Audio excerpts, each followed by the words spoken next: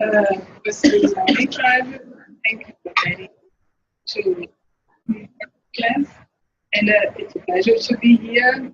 Like David said, really, I'm one of the leaders that work in the then like David Wow and with us. And today I will talk a little bit about the influence of hydroelectric dams on fisheries species of the Madeira Basin, Brazilianas. That's the area that we work on. Can you just check that chat? Sorry.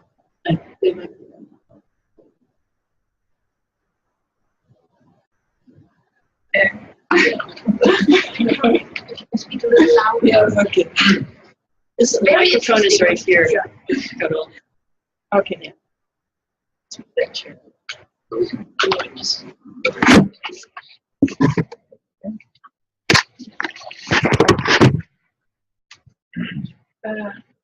Then, like David has already said, we have a lot of dams planned for the Amazon area. I don't want to talk about this because then David had already talked about these slides. And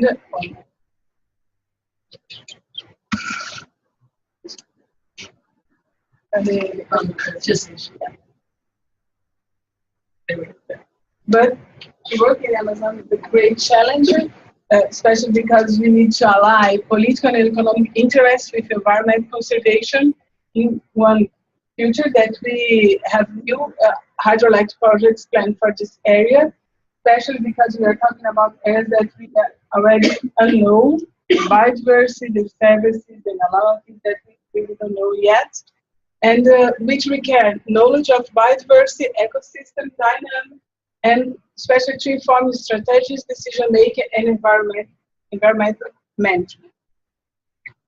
When you think about the pros and cons, we know that we would like to discuss with you in the end of the class, but I just list some of them. Increase energy, like we have already said, more secure and efficient energy production, reduce risk of energy like blackouts.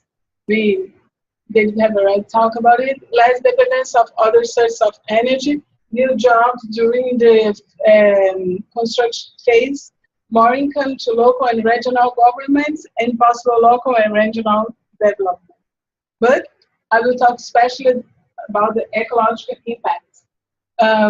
With the dams, we're going to have flooding or impact conservation areas with loss of biodiversity, habitat fragmentation, displacement of wildlife, mass of migration of migratory fish, land use and levee cover change a lot, and climate change. Then I will talk especially about the Madeira Basin, that I have been working for more than 20 years. And like you can see here, the Madeira Basin is more or less 20% of the Amazon Basin. And we are talking about one of the biggest basins of the Amazon. And like I said at the beginning, we are talking about areas that are have environmental peculiarities, especially when we talk about the biodiversity and the environmental service, like they have already said. First, I will give one example. Puxando a sardinha para o meu lado. I will give one example. In Madeira, we have already made the taxonomic inventory, and we have 1,050 species inventory in this area. It's the largest in the world. But I think that it's because we have a big effort to demonstrate this area. And if we do the same in the other areas in the Amazon, we're going to have the same.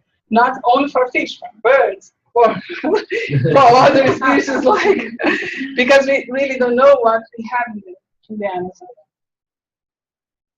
Then I will talk about the impacts of the Madeira dams, just to know where we are. I'm talking about the Santo Antonio dams and Giral. Santo Antonio dams is very near from Porto Velho, and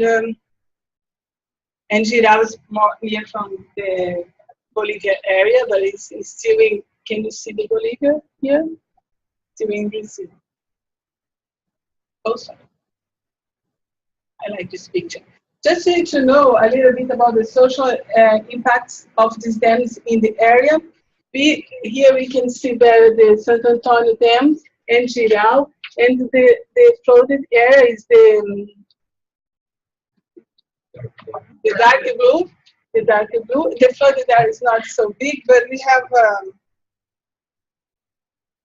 more than 10,000 people that will be removed from their house because of the flooded area.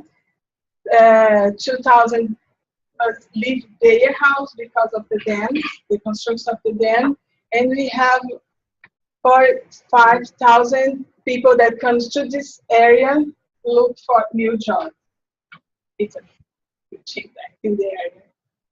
But now talking about especially about the fisheries system, like we said before, the dam generally results in changing physical and chemical condition regime of rivers. Yes, about this.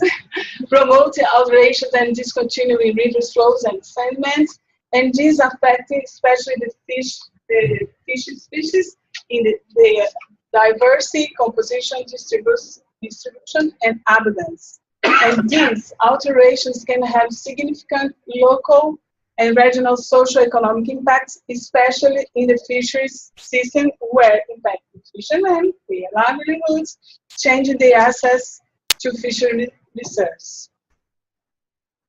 But it's important to say that not only for the fishermen. I will talk about the fishermen because I work with them, but we have a lot of other farms now agriculture and others users. Then I will talk about my research here, and just to know the research question, I would like to investigate which are the most important changes in the Madeira Basin fisheries system after the implementation of the dams, and how these changes influence the sustainability of the fisheries system. Just to know who are the stakeholders of this fisheries system. First, we have the fish, the fishermen, a fisherman colony or fisherman associate, the middlemen, the consumers, the government that should make the policy publics for organize the system, the NGOs,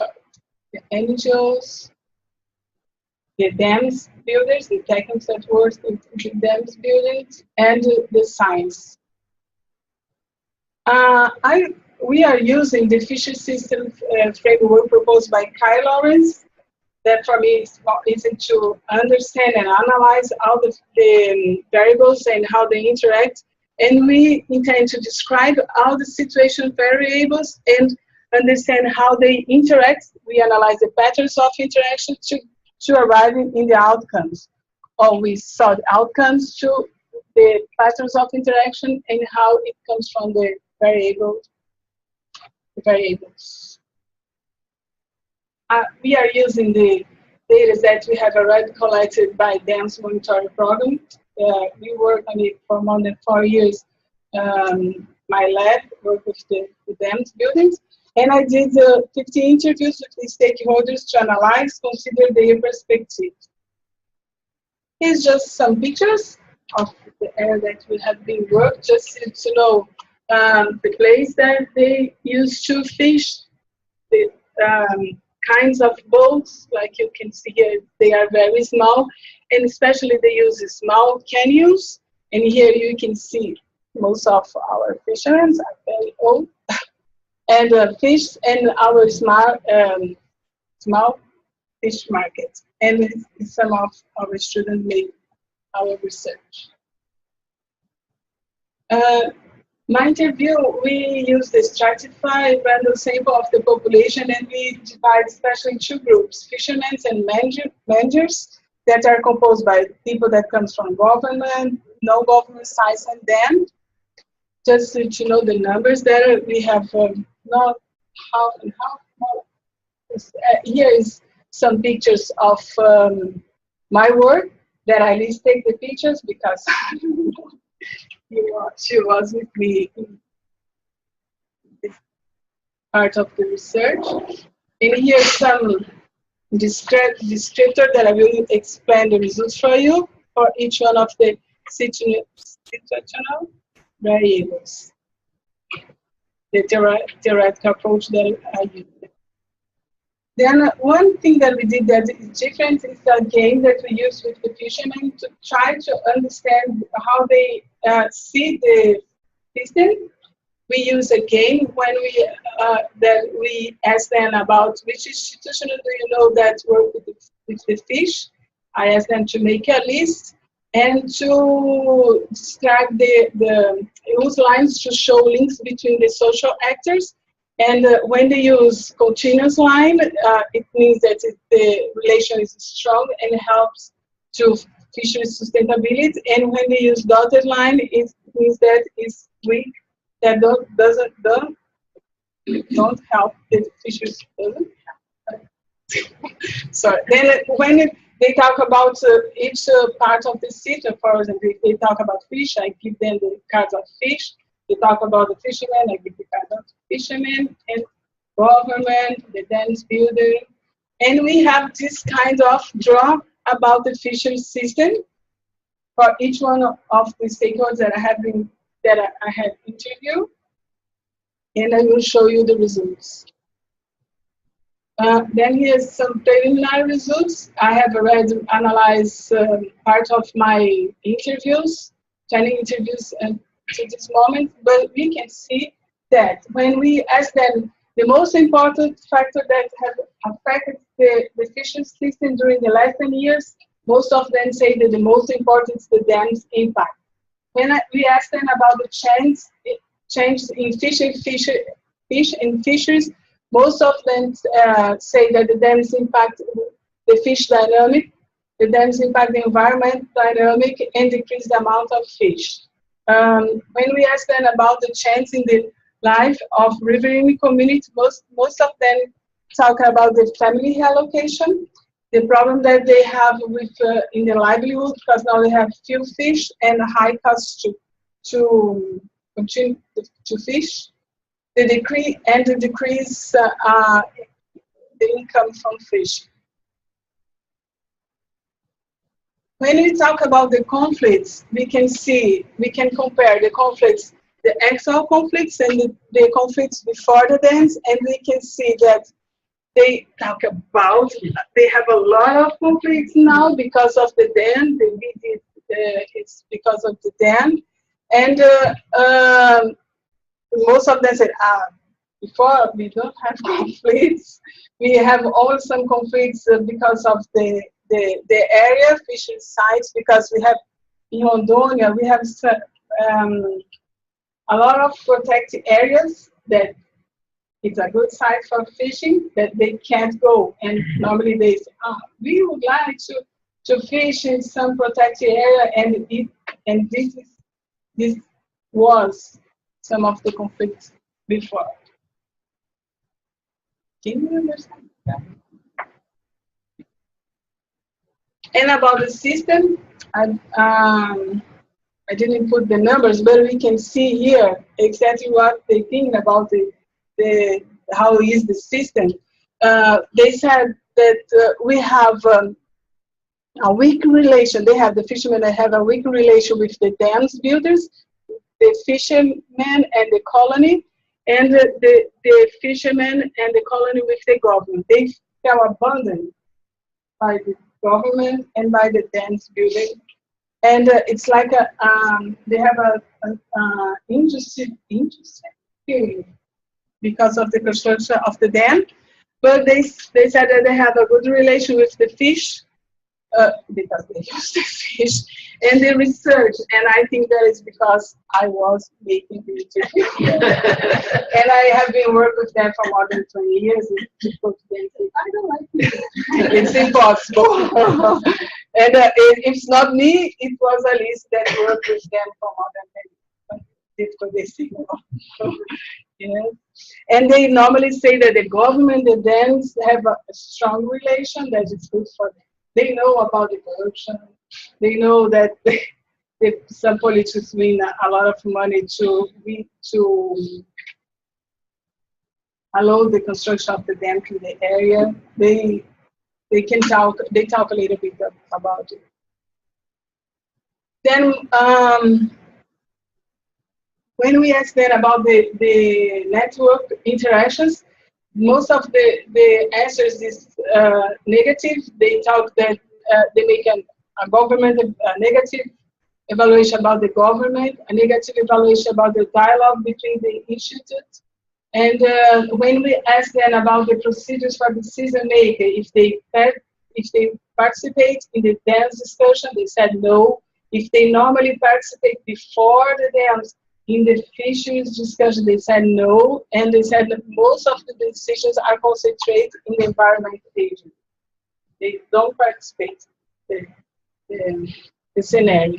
And when we ask them about if they know, they share if the dams or the government share with them the information about fish and fishes, most of them said that they don't receive the information. And here it's important to say that when we are work with them, normally they ask, when you stop to work with us, we never receive more the information. Only when the university was work with us.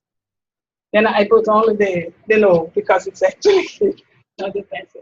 And when we ask about the social capital, they have, we say, negative evaluation about the fishermen colony, negative evaluation about the leaderships, even they are, most of them are associated in the colony.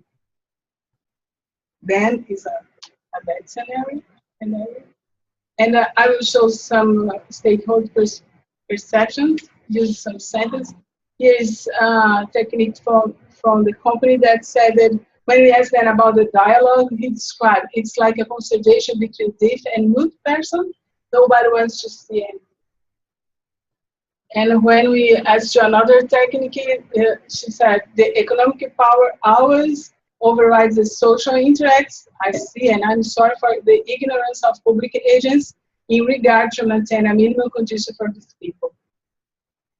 And when we talk with the, I use some sense of the fishermen, like they said, as the fisheries are weaker and the rope always breaks on the weaker side, and as everyone here, we are like this due to construction of this dam, and every man for himself, it's difficult because the government and nobody else looks after us. And other sentence, the fisherman said, we had to have studied each proposal. Our mistake was only to listen to them. The them is the them, letting them just decide, save the people. And he finished saying that for most of the fishermen, the dam was a disaster. The live of the riverine people that goes there and catch the fish that was there coming from years of generation and generations, and they took them away and reallocate to the city. And there are many of them that are lost and become alcoholic, and others become bandits in the city. I think that we're going to talk a little bit about, but it's just, it's some difficult sentence, but it's just, what is their idea about the situation, the fishermen idea about the situation. Then, just preliminary conclusion, what we saw that there is a lack of fisheries organization, an inexistence of or disorganization of fisheries management agents and government. They don't organize the fishermen before the consortium, and now they continue disorganizing. Have a poor or no interaction between these agents, and the actors' perspectives are not considered, and we have a lack of fisheries monitoring or poor use of scientific data and share, I forgot to say, and they don't share the information with users. And all these factors affect negatively the fisheries sustainability in this area.